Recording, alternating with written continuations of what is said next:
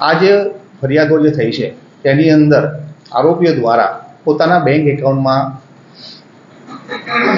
પૈસા મેળવી અને ચેકથી ઉપાડવામાં આવ્યા હતા અને જે તે જગ્યાએ પહોંચાડવામાં આવ્યા હતા.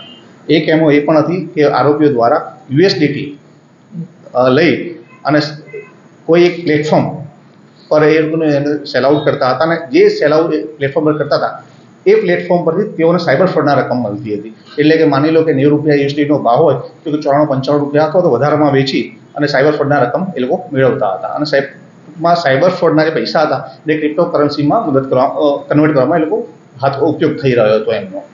આ ઉપરાંત બીજી એમોમાં પાડીપુષ્ટમાં જે એમો છે એ મુજબ એક વ્યક્તિએ પોતાના અને પોતાના સગાવાલાના નામના બેંક એકાઉન્ટ ખોલી આ સમગ્ર બેંકની કીટ છે એ અન્યને વેચી દીધી હતી, જેથી કરીને એ વ્યક્તિ છે એ એને દુરુપયોગ કરી સાયબર ફ્રોડના માટે ટ્રાન્સફર માટે કરી રહ્યો હતો.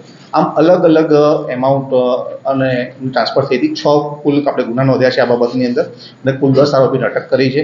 આ ઉપરાંત 5 આરોપી વોન્ટેડ છે અને અંદાજે કુલ ગળી અને 2 કરોડ અને 60 લાખ જેટલી શંકાસ્પદ વ્યવહારો જે છે એ આપણે અત્યારે તપાસ હેઠળ છે.